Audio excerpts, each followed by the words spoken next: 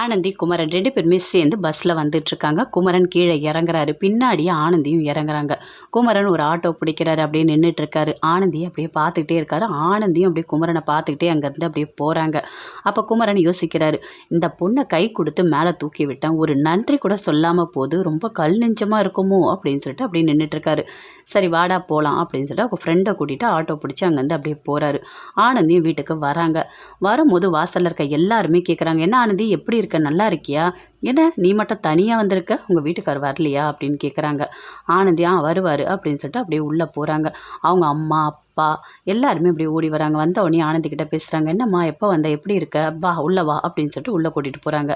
அவங்க அண்ணியும் வராங்க. வந்த உடனே கேட்குறாங்க, என்ன ஆனந்தி நீ மட்டும் வந்திருக்க, ஓ உங்கள் அம்மா அப்பாவுக்கு 35வது கல்யாண நாள், அதனால தான் நீ வந்திருக்கியா அப்படின்னு சொல்லிட்டு கேட்குறாங்க. ஆமாம் அண்ணி, அதுக்கு தான் நான் வந்திருக்கேன் அப்படின்னு சொல்லிட்டு ஆனந்தி அப்படியே உள்ளே போகிறாங்க. உள்ளே போனோடனே எல்லாருமே சேர்ந்து பேசிகிட்டு இருக்காங்க. அதுக்குள்ளே அவங்க அண்ணன் வராரு. வந்த உடனே கேட்குறாரு, என்ன ஆனந்தி நீ மட்டும் தனியாக வந்திருக்க அப்படின்னு சொல்லிட்டு அப்படியே பார்க்குறாங்க. என்ன சொல்கிறதுனே தெரியல. எங்கே உங்கள் வீட்டுக்கார் அப்படின்னு சொல்லிட்டு கேட்டுட்ருக்காரு. அதுக்குள்ளே கரெக்டாக வீரா ஃபோன் பண்ணுறாரு. அவங்க அண்ணன் அட்டன் பண்ணி பேசுகிறாரு. ஆனந்தி அங்கே தான் இருக்காளா அப்படின்னு வீரா கேட்குறாரு. ஆமாம் இங்கே தான் இருக்கா, நீங்கள் தானே அனுப்பி வச்சுருக்கீங்க அப்படின்னு அவங்க அண்ணன் கேட்குறாரு. ஆமாம் அப்படின்னு சொல்கிறாரு. ஆனந்தியை கொஞ்சம் சீக்கிரமாக வீட்டுக்கு அனுப்பி வைங்க, ட்ரீட்லாம் நிறைய வைக்கணும் அப்படின்னு வீரா சொல்கிறாரு. சரி அப்படின்னு சொல்லிட்டு அவங்க அண்ணன் ஃபோனை கட் பண்ணுறாரு. என்ன ஆனந்தி எதுக்காக உங்கள் வீட்டுக்காரை கூட்டிகிட்டு வரல, அவர் எனக்கு ஃபோன் பண்ணுறாரு அப்படின்னு அவங்க அண்ணன் கேட்குறாரு. அவன் உனக்கு தான் ஃபோன் பண்ணுவான் அப்படின்னு சொல்லிட்டு அப்படியே மனசுக்குள்ளேயே நினைக்கிறாங்க. ஆனந்தி எதுவுமே பேசவே இல்லை. அப்படியே கோவமாக வருது, பயங்கரமாக கோவம் வருது. அப்படியே போகிறாங்க. போனோடனே மறுபடியும் ஃபோன் பண்ணுறாரு. ஆனந்தி அப்படியே பார்க்குறாங்க. பார்த்துட்டு ஃபோன் அட்டன் பண்ணுறாங்க. என்னடி என்னை அடித்து போட்டு உங்கள் வீட்டுக்கு போயிட்டியா, உன்னை நான் விட்டுருவேடா அப்படின்னு வீரா கேட்குறாரு.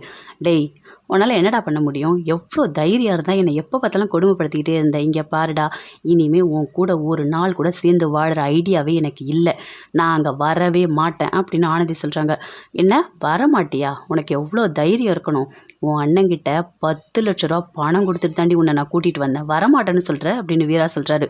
இங்கே பாருடா உனக்கு 10 லட்ச ரூபா பணம் தாண்டா வேணும், அதை நான் உனக்கு தரேன் சரியா, நான் இனிமேல் உன் கூட வாழவும் மாட்டேன், அங்கே வரவும் மாட்டேன், நீயும் எனக்கு ஃபோன் பண்ணக்கூடாது சரியா அப்படின்னு சொல்லிட்டு அப்படியே கோவமாக ஆனந்தி கத்துறாங்க. கத்திட்டு அப்படியே ஃபோனை வைக்கிறாங்க. பயங்கர டென்ஷனாக இருக்காங்க. அவன் நல்லாவே இருக்க மாட்டான் அப்படின்னு சொல்லிட்டு அப்படியே கோவத்தோடு இருக்காங்க. குமரன் வீட்டுக்கு போகிறாரு. அவங்க ஃப்ரெண்டு எல்லாருமே சேர்ந்து வீட்டுக்கு போகிறாங்க. பார்த்தா அவங்க அண்ணன் இருக்கார். அவங்க அண்ணன் எல்லாருமே அங்கே தான் இருக்காங்க. அந்த தறியெல்லாம் அப்படி நெஞ்சிட்ருக்காங்க. அப்படியே பார்க்குறாரு. பார்த்தோன்னே அங்கே ஒருத்தவங்க மாசமாக இருக்காங்க. அவங்களும் அந்த வேலைலாம் பண்ணிகிட்ருக்காங்க. என்னக்கா நீங்கள் வயிற்றில் குழந்தைய வச்சுட்டு இப்படி வேலை பார்த்துட்ருக்கீங்க அப்படின்னு சொல்லிட்டு குமரன் சொல்கிறாரு. இல்லை பரவாயில்ல அப்படின்னு சொல்கிறாங்க. இங்கே பாருங்கள் இந்தாங்க கொஞ்சம் பணம் கொடுக்குறாரு, நீங்கள் போங்க, போயிட்டு உங்களுக்கு நல்லபடியாக குழந்தை பிறக்கட்டும், அதுக்கப்புறம் நீங்கள் வாங்க அப்படின்னு சொல்கிறாரு குமரன். ரொம்ப நன்றிப்பா அப்படின்னு சொல்லிட்டு அங்கேருந்து அப்படியே போகிறாங்க. பயங்கர சந்தோஷமாக இருக்காங்க. அங்கே எல்லாருமே சேர்ந்து பேசிக்கிட்டே இருக்காங்க. அப்போ வந்து பேசுகிறாரு, அந்த பொண்ணு எவ்வளோ திமிரு இருந்தால் நான் எவ்வளோ கை கொடுத்து தூக்கி விட்டேன், ஒரு நன்றி கூட சொல்லாமல் போயிடுச்சு, எனக்கு அதே ஞாபகமாகவே இருக்குது அப்படின்னு சொல்கிறாரு குமரன். சரி விடுப்பா முடிஞ்சு போச்சு சரியா, ஆமாம் உன் கையில் இருந்துச்சு அந்த வேல் எங்கே அப்படின்னு சொல்லிட்டு கேட்குறாரு. அப்படியே பார்க்குறாரு. அந்த காப்பு அப்படியே பார்க்குறாரு. பார்த்தா ஒரு சின்னதாக ஒரு வேல் வந்து அந்த காப்பில் தொங்கிட்டு இருந்தது. ஆமாம் காணுமே, எங்கே போயிருக்கோம் அப்படின்னு சொல்லிட்டு அப்படியே பார்க்குறாரு.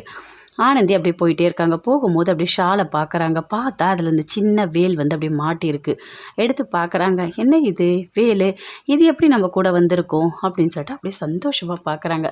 பார்க்கும்போது யோசிக்கிறாங்க, முருகா நீ எப்போவுமே என் கூட துணையாக இருக்கணும்னு நினச்சேன், அதுக்காக என் கூடவே வந்துட்டிய நீ, ஆமாம் இது எப்படி வந்திருக்கோம் அப்படின்னு சொல்லிட்டு அந்த வேலை பார்த்து அப்படியே பயங்கரமாக சந்தோஷத்தோடு அப்படியே பார்த்துட்ருக்காங்க.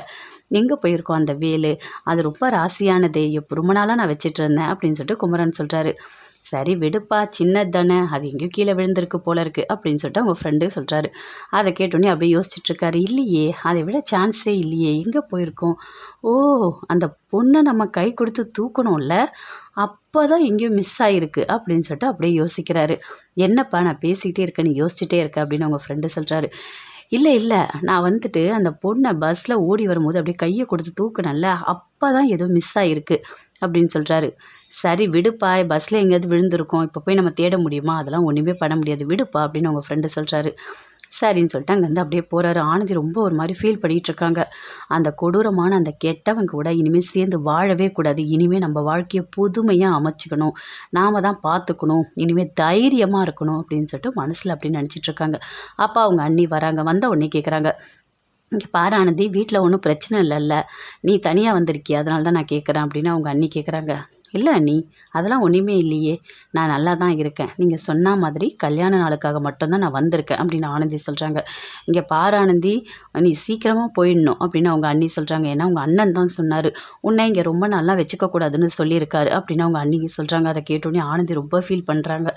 நம்ம வீட்டில் கூட நமக்கு ஒரு மரியாதையும் கிடையாது, நம்ம இங்கே வந்தால் இருக்கவும் கூடாதுன்னு சொல்கிறாங்க அப்படின்னு சொல்லிட்டு ஆனந்தி அப்படியே மனசுக்குள்ளேயே பயங்கரமாக ஃபீல் பண்ணுறாங்க.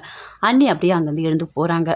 இப்போ என்ன பண்ணுறது, சரி சமாளிக்கிற வரைக்கும் நம்ம சமாளிப்போம், அதுக்கப்புறம் என்ன பண்ணலாம் நம்ம யோசிக்கலாம் அப்படின்னு சொல்லிட்டு ஆனந்தி யோசிச்சுட்ருக்காங்க. அவங்க அம்மா அப்பா எல்லாருமே சேர்ந்து பேசிகிட்டு இருக்காங்க. ஆனந்தி கல்யாண நாளைக்கு இதெல்லாம் பண்ணணும், இப்படி பண்ணணும், அப்படி பண்ணணும் எல்லாமே சொல்லிகிட்ருக்காங்க.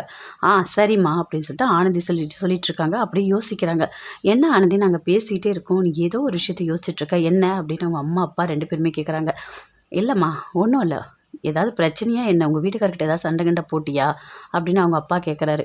இல்லைப்பா, அதெல்லாம் ஒன்றும் இல்லையே, நான் நல்லா தானே இருக்கேன், நான் உங்களுக்காக தான் வந்தேன், உங்களை பார்க்க தான் நான் வந்தேன் அப்படின்னு ஆனந்தி சொல்கிறாங்க. இங்கே பாருமா, எதுவாக இருந்தாலும் நீ சொல்லிடணும், எதையும் நீ மறைக்கக்கூடாது அப்படின்னு அவங்க அப்பா சொல்கிறாரு. இல்லைப்பா, அதெல்லாம் ஒன்றும் இல்லைப்பா அப்படின்னு ஆனந்தி சொல்கிறாங்க. சொல்லிவிட்டு அங்கேருந்து அப்படியே போகிறாங்க. என்ன இவங்க எல்லாரும் கேள்வி கேட்டுகிட்டே இருக்காங்களே, நம்ம என்ன பண்ணுறதுன்னு தெரியலையே. அந்த பைத்தியக்காரன் வீரா மட்டும் எதுவுமே சொல்லிடவே கூடாது, அவன் ஏதாவது சொன்னால் கண்டிப்பாக வீட்டில் பிரச்சனை வரும், என்ன பண்ணுறதுன்னு ஒன்றுமே புரியலையே. ஏதாவது ஒன்று பண்ணி அவங்ககிட்ட இனிமேல் போகவே கூடாது. இங்கே யார் சொன்னாலும் சரி நம்ம கேட்கவும் கூடாது.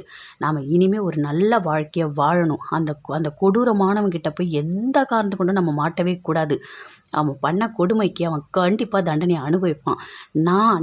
நான் வந்து நினைக்கிறேன், அந்த முருகர் வந்து அவனை கண்டிப்பாக அழிப்பான், அவன் நல்லாவே இருக்க மாட்டான் அப்படின்னு சொல்லிட்டு ஆனந்தி பயங்கரமாக ஃபீல் பண்ணுறாங்க. அப்படியே அந்த துப்பட்டாவில் இருக்க அந்த வேலை எடுத்து அப்படியே பார்க்குறாங்க. பார்த்துட்டு ரொம்ப சந்தோஷப்படுறாங்க. முருகா, நீ மட்டும் போதும் எனக்கு, எவ்வளோ கஷ்டம் எனக்கு வந்தாலும் சரி, அது எல்லாமே அப்படியே ஒன்றுமே இல்லாமல் போயிடும். நீ தான் முருகா, நீ தான் எனக்கு எல்லாமே, நீ எப்போவுமே என் கூடவே இருக்கணும், சரியா, என்னை விட்டுட்டு எங்கேயுமே போகக்கூடாது அப்படின்னு சொல்லிட்டு அப்படியே அந்த வேலை பார்த்து பயங்கர சந்தோஷமாக அப்படியே அவ்வளோ ஹாப்பியாக பார்த்துட்ருக்காங்க. என்னோடய வேல் மிஸ் ஆகிடுச்சே அப்படின்னு சொல்லிட்டு குமரன் வந்து அந்த காப்பை பார்த்துட்டு ரொம்ப ஃபீல் பண்ணுறாரு. எங்கே முருகா போட, நீ என் கையில் தானே இருந்த அப்படின்னு சொல்லிட்டு அவர் ஒரு பக்கம் அதையே